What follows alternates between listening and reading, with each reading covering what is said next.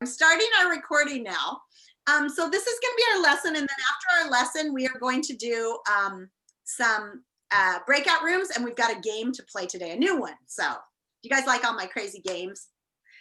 All right, we are to the third week of writing our story. The first week you planned your story, your own personal story. The second week, last week, you wrote your story. And this week, we're revising and editing our story. Now, sometimes kids think that that means that you just correct the spelling and write it really pretty or type it. But what I want to show you is that word revise. So hopefully you can see my poster up here. And I'm going to pin my video so it's bigger.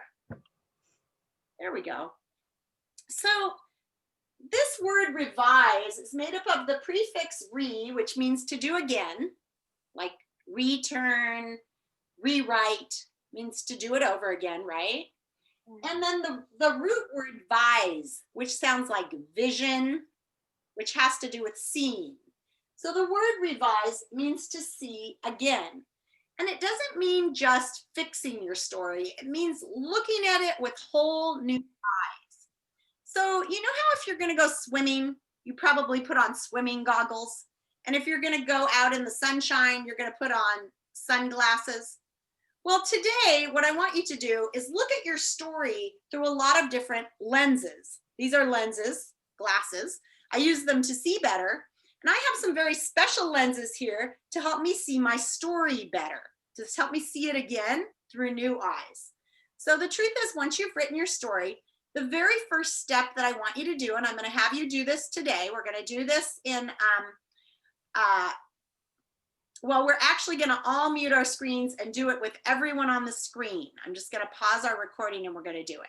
And that's called, the very first time, you're going to want to put your everything okay glasses on.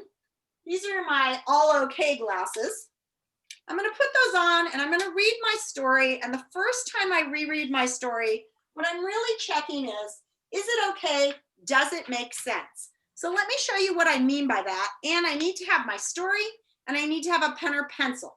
So you guys wait just a second. I'll have you go grab those things in a minute. But I've got my story and I've got a pen or pencil and I've got my seeing it again glasses and I'm going to read it again, except the truth is I can't read with these glasses, so I'm going to put these back on. Pretend that I have those on. I'll put those on top of my head. There we go. Okay, so here's my story about the Hostess fruit pie. I'm reading it again. This time, the only thing I'm looking for, I am not correcting capital letters. I'm not looking for spelling. I'm not looking at commas. Because if I try to fix everything all at once, I'm going to miss things. And I want to make sure I get everything. And this is the most important. I'm asking myself, does it make sense? Can I see it and hear it and know what's going on like a movie? Okay, so I want you guys to listen carefully. And I'm going to start reading. And what I would like you to do when I stop is give me a thumbs up if you feel like you can see what's going on and hear it like a movie, or a thumbs down if you think it's missing something and I need to add it. Okay, here we go. And I changed my story a little bit. I went back and when after Ms. Watson taught her lesson on hooks, I decided to start with some action and then go back in time and do my story. So here we go. Hey, I was watching that, I shouted. My voice sounded too shrill. Without bothering to turn his head and look at me, "Shut up, you fat cow," hissed my older brother venomously. I heard the threat in his tone. I glared at him as he thrust his fat, stubby fingers in his mouth to gnaw on his nails. I hate you, pulsed like a mantra through my head. Okay, thumbs up, you can see where I am and what's going on. Thumbs down, you can hear what's going on, but you can't really see it. Okay, I see Clara is saying she can't quite see where I am. Vi is saying he doesn't see where I am. Yeah, you guys are so smart. I really forgot to describe where I was, didn't I? I didn't put the setting in. So let me think. Yeah, it was summertime. It was the afternoon. I was on the couch. Oh yeah, I had that detail about the sweaty legs sticking to the couch. So let me add that. I'm laying back kind of on the couch. I'm trying to imagine it again. I have my elbow on the couch. Oh yeah, and I had that fruit pie in my hand. Let me add that. All right, let me try this again from this paragraph. So I just added a paragraph, still wearing my everything okay glasses. Once again, he had shattered my lazy afternoon. 10 minutes before, I clicked on the TV and flopped on the couch. My sweaty legs stuck to the cool leather. Slowly, I propped myself up on my elbow and began to peel back the crinkly paper from my hostess blackberry fruit pie. I smiled, pleased with myself for finding the pie and the uninhabited family room and couch. I bit into the sweet, juicy crust. The filling oozed out, bulging at the top. I let out a sigh and leaned back into the cushions, resting my head on the armrest and focusing on Jan Brady complaining about her sister. Marcia, Marcia, Marcia. Now give me the thumbs up again, this time if you can see what's going on better.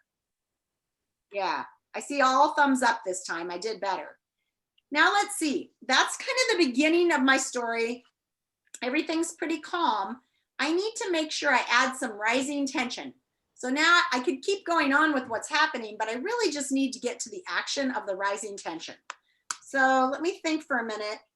It's kind of boring right now. I'm just watching TV and everything. I guess I have to get to the part where I'm going back to the part where he changed the channel. And I guess the action really that's getting more tense is that I'm getting madder at him. I'm building up this argument in my head. So let me read that part. I turned my head back to the TV screen, which moments before featured the blonde heads of Marcia and Jan Brady, and looked at the race cars whipping pointlessly around the track. Vroom, vroom, screech grated in my ears. I didn't really see the cars consumed with the debate building in my head. It's not fair, I thought. Let's see, I need to add some description of what I'm doing. Oh, look, I'm clenching my fist. I'm going to add that. Squeezing my face up tight and clenching my fist. For a split second, I controlled the urge to jump up and change the channel back. Oh, why didn't I change that channel back? I need to think. That doesn't make sense to you guys probably, huh? Why didn't I just change the channel? You know what? Because my brother always punched me right here on my arm where it hurts. Do any of your brothers punch you? He would punch me right here and it hurt. So like right now I'm thinking about it and I'm like putting my hand there. I better add that to my story. For a second, I controlled the urge to jump up and change the channel back. Involuntarily, I reached up and rubbed the spot on my shoulder where he usually socked me. I squeezed my eyes shut to block out the noises in my head. Now this, reading it to yourself out loud, if I were at school, I would make all the students go outside, and where I taught, we had a big forest, and I have them read it to a tree. So they read it out loud with a pencil in their hand so they can add to it and change it. What we're gonna do right now is I want everyone to go get your story. If it's online, open it up. Get a pen or pencil, or if you're online, have your typing fingers ready. And I'm going to pause the video, and I want every single person here to read their entire story out loud. I'm gonna look at your lips and make sure they're moving. I want all screens on. I'm stopping the recording. And you guys are gonna read the whole story through with your "is everything okay" glasses and make sure it makes sense, adding any details you have to add. Not looking at spelling, not fixing other things. Alma, go ahead. Oh, you're muted, honey. I wrote my story on the Google Docs, but I have to my screen goes off when when I go to that page. So it's okay because we can still see you, so I'll be able to see you. Oh, I thought, okay. Yeah, you won't see me, but I'll see you. So don't turn your video off. Leave your video on, mute yourself so that we won't hear you reading, and I want to see your mouth moving, okay, as you read through it out loud. Everyone is reading your story out loud. I should see all mouths moving. I'm going to pause.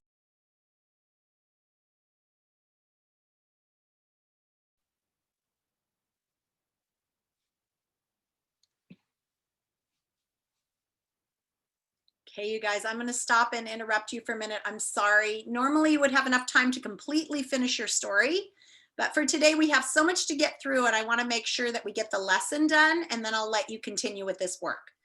So remember I said you had many different lenses to look through, and that was the reading it the first time to make sure it makes sense. You should read it out loud yourself. You should also read it out loud to someone else if you can, and have them listen and ask you like, I can't really see what's going on, or this part doesn't make sense, right?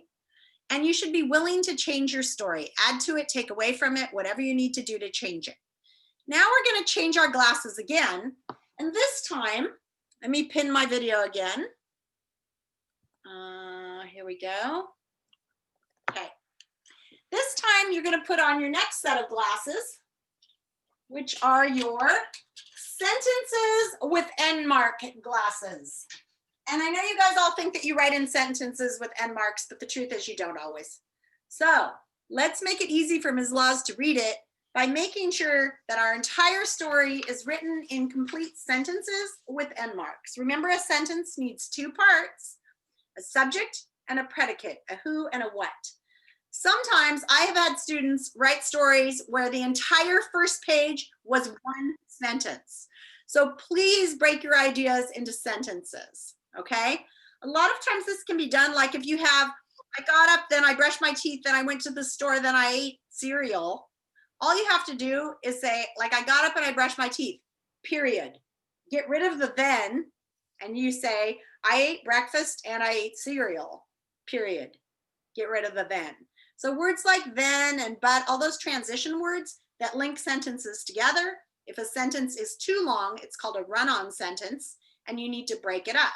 The truth is, when we're reading, we want some sentences that are short and some sentences that are long. We want variety.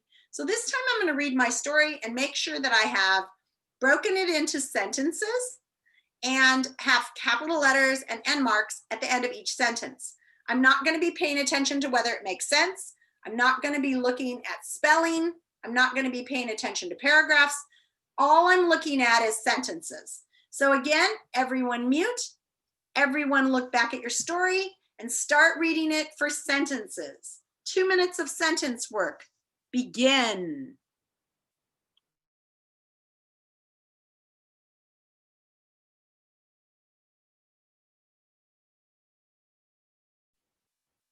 So here we go. We're ready for another round of revising. And each time you're reading the whole story all the way again.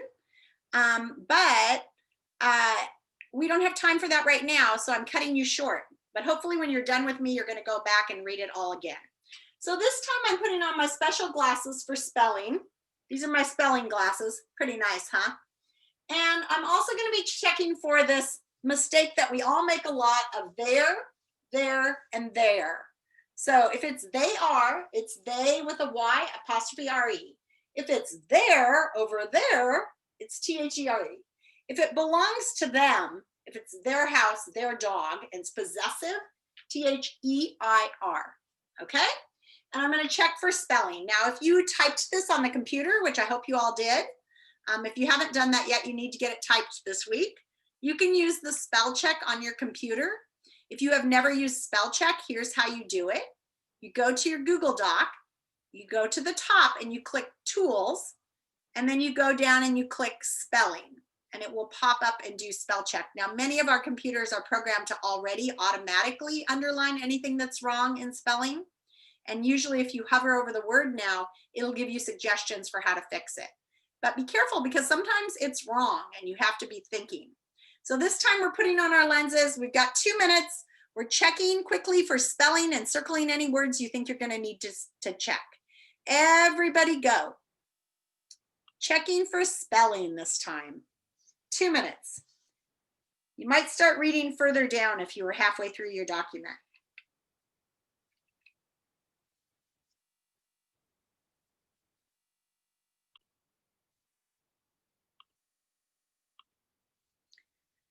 All right, friends, I know I'm interrupting you again, and I know you're in the middle of your hard work doing your spelling checking, but we've got to get all the way through this lesson so you'll know what to do.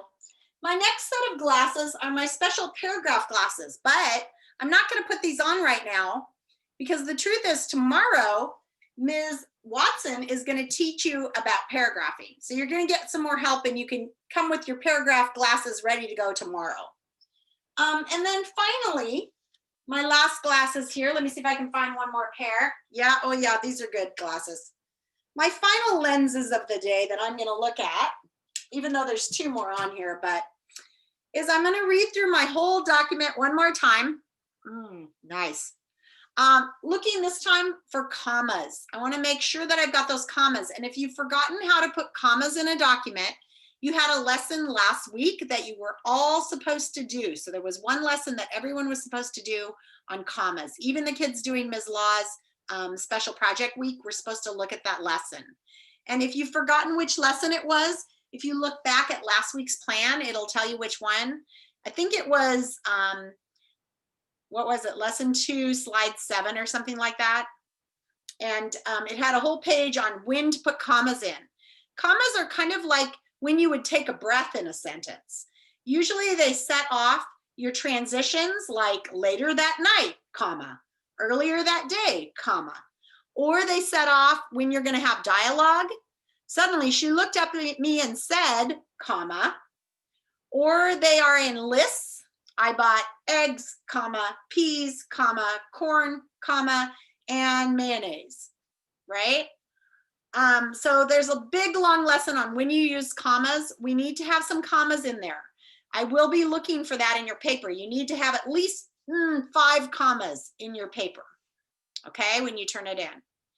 And then my last pair of glasses that I was going to put on today are proper nouns, which was also a lesson we had in the first unit, where you learned that the names of people, places, things, holidays should always be capitalized. So you're going to check for capital letters. It means you've reread your story 1, 2, 3, 4, 5, 6, 7 times. Oh my goodness, that's a lot of work. I'm going to tell you that editors work really hard. And so real writers and authors like you guys, when you think a story is ready, you send it to your editor. And that's a separate job. And that might be a job you're interested in if you really like books and writing and stories, but you don't feel like you are the person who wants to write the story and you'd rather help other people. There's a lot of people who have the job of being the editor. Some people work for companies editing their newsletters, but learning how to edit well is a really good career move, and it will help you with your writing too. So today we learned all sorts of different ways to look at a lesson and look at it through different lenses so that we can read and reread it until it's really in good shape. I'm going to stop